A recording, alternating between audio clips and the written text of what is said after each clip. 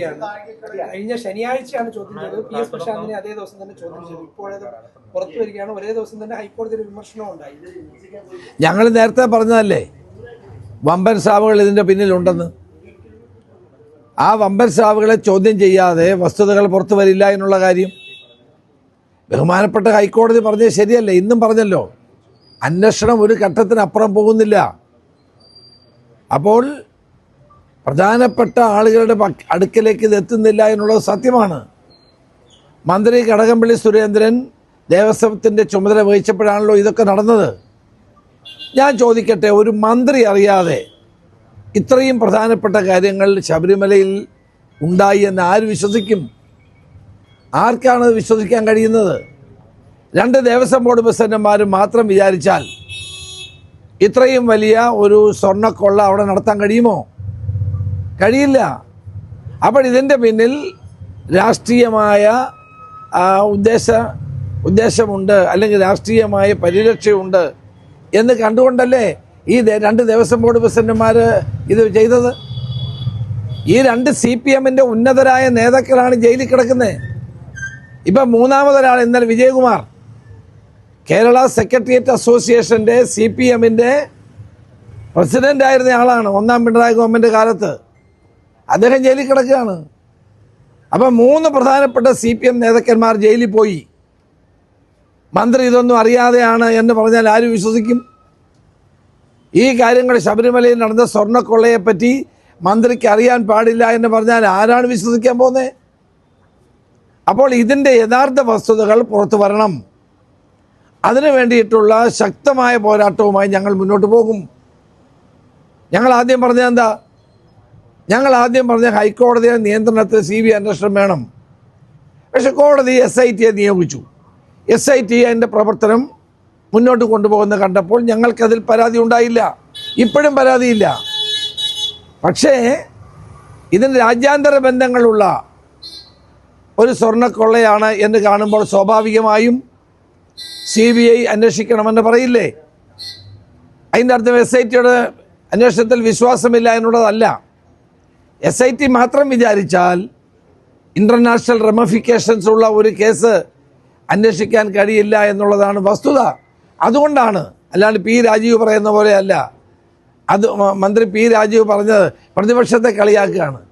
അദ്ദേഹം പ്രതിപക്ഷത്തെ കളിയാക്കുന്നതിന് മുമ്പ് ജയിലിൽ കിടക്കുന്ന 3 CPM നേതാക്കന്മാരെ പറ്റി വേണം പറയാൻ. അത് അദ്ദേഹം മിണ്ടുന്നില്ലല്ലോ. ഞങ്ങളിപ്പോൾ CBI അന്വേഷണം ഇപ്പോഴെല്ലാം നേരത്തെ ഞങ്ങൾ ആവശ്യപ്പെട്ടു. ഇപ്പോൾ വീണ്ടും ഞങ്ങൾ ആവശ്യപ്പെടുന്നത് ഇതിൻ്റെ ഈ കേസുമായി ഇതിൻ്റെ കണ്ണികൾ വിദേശത്തുണ്ട്, ഇതുമായി ബന്ധപ്പെട്ട കണ്ണികൾ സംസ്ഥാനത്തിന് പുറത്തുണ്ട് എന്നുള്ളത് കൊണ്ടല്ലേ. ഇപ്പം മന്ത്രി കടകംപള്ളി സുരേന്ദ്രനെ ചോദ്യം ചെയ്തു 2 മണിക്കൂർ. മുൻ ദേവസ്വം ബോർഡ് പ്രസിഡന്റിനെ ചോദ്യം ചെയ്തു. ഇതുകൊണ്ടൊന്നും അവസാനിക്കില്ല. ഇതിലെ യഥാർത്ഥ പ്രതികൾ നിയമത്തിൻ്റെ മുമ്പിൽ കൊണ്ടുവരാതെ ഇത് അവസാനിക്കാൻ പോകുന്നില്ല. ഏതായാലും അന്വേഷണം നടക്കട്ടെ. ഞങ്ങൾ പറഞ്ഞ കാര്യങ്ങളെല്ലാം ശരിയാണെന്ന് വന്നിരിക്കുന്നു. പ്രതിപക്ഷം പറഞ്ഞ ഓരോ കാര്യവും ശരിയാണെന്ന് വന്നിരിക്കുന്നു.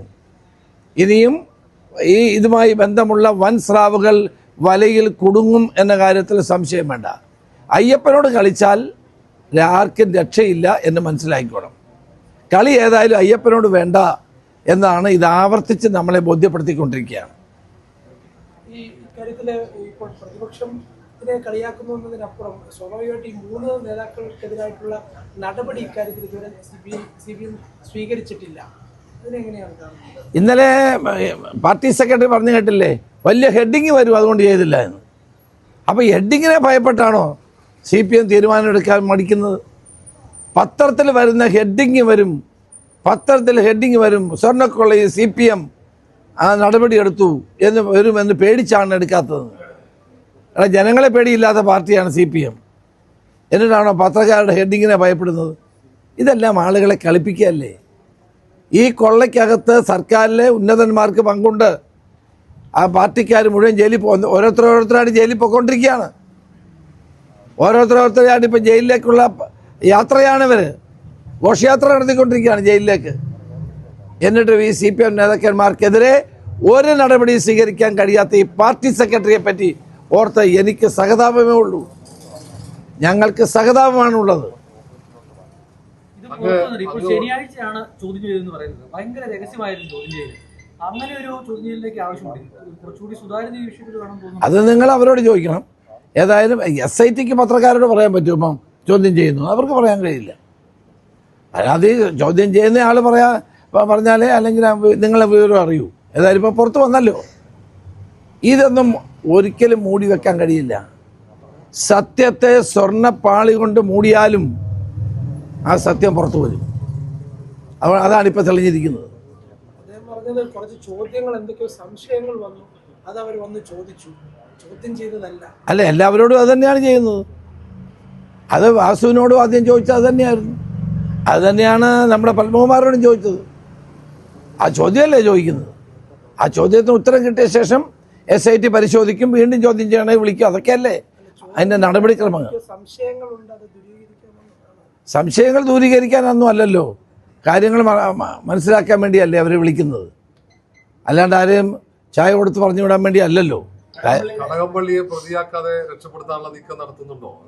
അതൊക്കെ വരട്ടെ, നമുക്ക് ഇനിയുള്ള ദിവസങ്ങൾ നമുക്ക് നോക്കാം. എന്താ എങ്ങോട്ടാണ് പോകുന്നത് നോക്കാം. നോക്കാം. ബഹുമാനപ്പെട്ട കോടതി എന്ന് പറഞ്ഞില്ലേ, ഇതിൻ്റെ അന്വേഷണം എന്താണ് വേറൊരു ദിശയിലേക്ക് പോകുന്നില്ല എന്ന് അദ്ദേഹം പറഞ്ഞത്, കോടതി പറഞ്ഞത് വളരെ ഗൗരവമുള്ള കാര്യമല്ലേ. ഒരു കാര്യം വളരെ വ്യക്തമാണ്, ഇനിയും CPMന്റെ ഉന്നത നേതാക്കൾക്ക് ഉള്ള പങ്ക് വെളിച്ചത്ത് വരും, സംശയം വേണ്ട. ഈ SITയെ കുറിച്ച് പരാതി ഇല്ലാന്ന് പറഞ്ഞു. പക്ഷേ SIT 4 ദിവസം മുമ്പ് ചോദ്യം ചെയ്യുന്നു. ഇന്ന് ഹൈക്കോടതിയുടെ ഒരു വിമർശനം ഉണ്ടാകുന്നു. അന്വേഷണത്തിൽ ഒരു പുരോഗതിയില്ല, മന്ദഗതിയിലാണ് എന്നവർ വീണ്ടും കോടതി ആവർത്തിക്കുന്നു. അതിനുശേഷമാണ് ഈ ചോദ്യം ചെയ്യലിന്റെ വിവരം പുറത്തുവിടുന്നത്. അപ്പോൾ അതിനകത്ത് SITയുടെ നടപടികളെ അത്ര ഒരു ഇതായിട്ട് കാണാൻ കഴിയും. അല്ല, ഞാൻ ഇതുവരെയുള്ള അവരുടെ നടപടികൾ നോക്കുമ്പോൾ നമുക്ക് അവരെ കുറ്റപ്പെടുത്താൻ കഴിയില്ല. ചില കാര്യങ്ങൾ അവർക്ക് മാത്രമായിട്ട് ചെയ്യാൻ കഴിയില്ല. അതാ ഞാൻ പറഞ്ഞത്. അന്താരാഷ്ട്ര മാനമുള്ളൊരു കേസായി ഇത് മാറുമ്പോൾ അവർക്ക് മാത്രമായി ഇത് കണ്ടെത്താൻ കഴിയില്ല. പിന്നെ സ്വാഭാവികമായി അവരുടെ പുറത്തൊക്കെ സമ്മർദ്ദം ഉണ്ടാകാൻ സാധ്യതയുണ്ട്. എനിക്ക് ഉണ്ടോ ഇല്ലെന്നറിയില്ല. സ്വർണ്ണപ്പാളി നിൽക്കുമ്പോൾ തന്നെ കർണാടകയിലെ ബുൾഡോസർ രാജിനെ കുറിച്ചാണ് CPM ഏറ്റവും കൂടുതൽ വിമർശിക്കുന്നത്. അതെ, ഇപ്പോൾ ഗവൺമെൻറ് തെരഞ്ഞെടുപ്പിൽ പരാജയപ്പെട്ട ശേഷം പുതിയ കാര്യങ്ങൾ കണ്ടെത്തിക്കൊണ്ടിരിക്കുകയാണ്. കേരള മുഖ്യമന്ത്രി കേരളത്തിലൊന്നും ചെയ്യാതെ കർണാടക മുഖ്യമന്ത്രി ഉപദേശിക്കേണ്ട. കർണാടകത്തിലെ മുഖ്യമന്ത്രിക്ക് അവിടുത്തെ ഗവൺമെൻറ്റും അറിയാം എന്താ ചെയ്യേണ്ടതെന്ന്. അവിടെ ഒന്നും ബുൾഡോസർ രാജൊന്നും ഉണ്ടായിട്ടില്ല. സർക്കാർ ഭൂമിയിൽ ആളുകളെ ഒഴിപ്പിച്ചിട്ടുണ്ടെങ്കിൽ അവരെ പുനരധിവസിപ്പിക്കുമെന്ന് അവിടുത്തെ മുഖ്യമന്ത്രി തന്നെ പറഞ്ഞിട്ടുള്ള കാര്യമാണ്. അതിനകത്ത് രാഷ്ട്രീയ മുതലെടുപ്പിന് വേണ്ടി CPM ശ്രമിക്കേണ്ട. അതൊന്നും നടക്കാൻ പോകുന്നില്ല. പിന്നെ ഇപ്പം പറയുന്നത് എന്താ, സർക്കാരിന് ഭരണവിരുദ്ധ വികാരമില്ല, ശബരിമല കേസ് ബാധിച്ചിട്ടില്ല, പിന്നെ എങ്ങനെയാ തോറ്റത്? ഞങ്ങൾ തോറ്റിട്ടില്ല, തൊപ്പിയായിട്ട് നടക്കുക. രണ്ടും പറയാം ഞങ്ങൾ തോറ്റിട്ടില്ല. ഇതാരെ കളിപ്പിക്കാനാണ്? ഇതാര് വിശ്വസിക്കാനാണ്? കേരളത്തിലെ മതന്യൂനപക്ഷങ്ങളെ ഇതുപോലെ പീഡിപ്പിച്ചൊരു ഗവൺമെൻറ് ഉണ്ടാവില്ല. അവർക്കെതിരായി എല്ലാ കാര്യങ്ങളും ചെയ്തു. അവരുടെ എല്ലാ ആനുകൂല്യങ്ങളും നിർത്തിവെച്ച ഗവൺമെൻറ്റാണിത്. ഇപ്പം മതന്യൂനപക്ഷങ്ങൾ ഒറ്റക്കെട്ടായി അവർക്കെതിരെ വോട്ട് ചെയ്തപ്പോൾ ഇപ്പോൾ അവരെ പിടിക്കാൻ എന്താ മാർഗം എന്ന് നോക്കുക. മാറി വർഗീയത പരീക്ഷിക്കുകയാണ്. ഇതൊക്കെ തിരിച്ചറിയാനുള്ള വിവരം കേരളത്തിലെ മതന്യൂനപക്ഷങ്ങൾക്കുണ്ട്, ജനങ്ങൾക്കുണ്ട്. ജനങ്ങളതൊക്കെ തിരിച്ചറിയും. പഞ്ചായത്ത് തെരഞ്ഞെടുപ്പിൽ തോറ്റിട്ടില്ലെന്നാണ് ഇന്നലെ പാർട്ടി സെക്രട്ടേറിയറ്റിൻ്റെ വിലയിരുത്തൽ. പാർട്ടി സെക്രട്ടറി പറഞ്ഞപ്പോൾ അവർ ജയിച്ചെന്നാണ് പറഞ്ഞത്, ഞങ്ങളാ തോറ്റെന്നാണ് പറഞ്ഞത്. UDF തോറ്റു എന്നാണ് ഇപ്പോൾ വിശകലനം, അല്ലേ? അല്ല, ഇന്നലെ MV ഗോവിന്ദൻ മാസ്റ്ററുടെ പത്ര സമ്മേളനം കണ്ടപ്പോൾ എനിക്ക് തോന്നി നമ്മളാണോ തോറ്റുപോയത്. UDF തോറ്റു, LDF ജയിച്ചു എന്നുള്ള മണ്ഡലം അദ്ദേഹത്തിൻ്റെ പത്രസമ്മേളനം. എന്ത് ഗതികേടാണ് ഇതൊക്കെ ആൾക്ക് മനസ്സിലാവില്ലേ? ഇപ്പം നഷ്ടപ്പെട്ടു പോയാൽ വീടുകൾ കയറാൻ പോവാണെന്നാണ് പറഞ്ഞത്. ഇത്രയും കാലം വീട് കയറിയില്ലേ? ഇനി അവർ വീട് കയറിയാലാണ് ഞങ്ങൾക്ക് വൻപിച്ച വിജയം ഉണ്ടാകുന്നത്. വീട്ടിൽ തന്നെ കള്ളം പറയാനുള്ള നീക്കമൊന്നും കേരളത്തിൽ നടക്കില്ല. ഇതൊക്കെ ജനങ്ങൾക്കറിയാം. വീടാന്തരം കയറി കള്ളം പറയാനുള്ള ഒരു നടപടിയായിട്ടാണ് പോകുന്നതെന്നാണ് അറിഞ്ഞത്. അതൊന്നും ഇവിടെ വിൽക്കാൻ പോകുന്നില്ല, ഇന്ന് വില പോകാൻ പോകുന്നില്ല. ഓരോ നേതാക്കന്മാർ ജയിലിൽ പോവല്ലേ, അതിനെപ്പറ്റി ആദ്യം പറയട്ടെ. ശബരിമലയിലെ സ്വർണം കട്ട് ആളുകൾ ഓരോന്നോരോന്ന് ജയിലിൽ പോവാണ്. അവരുടെ പേരിൽ നടപടിയില്ല. ഹെഡ്ലൈൻ ഭയന്ന് നടപടി എടുക്കാതിരിക്കുക. എന്നിട്ട് വീടുകളിൽ പോയി എന്ത് പറയാനാണ് പോകുന്നത്? കേരളത്തിലെ ജനങ്ങളുടെ ജീവിതം ഇതിൽ അവർ അനുഭവിക്കുന്ന പ്രയാസങ്ങളുടെ അടിസ്ഥാനത്തിലാണ് ജനങ്ങൾ വിധിയെഴുത്ത് നടത്തിയിരിക്കുന്നത്. ആ വിധിയെഴുത്തിനെ മാനിക്കുന്നില്ല അവർ. ആ വിധിയെഴുത്തിനെ അവർ അംഗീകരിക്കുന്നില്ല. ഞങ്ങൾക്ക് പരാജയം ഉണ്ടായിട്ടില്ല എന്നാണ് പറയുന്നത്. ജനങ്ങൾക്ക് പരാജയം ഉണ്ടായെന്നാണ് പറയുന്നത്. ജനങ്ങൾ തെറ്റിദ്ധരിച്ചെന്നാണ് പറയുന്നത്. ഇവരെ ആര് വിചാരിച്ചാൽ രക്ഷിക്കാൻ കഴിയും?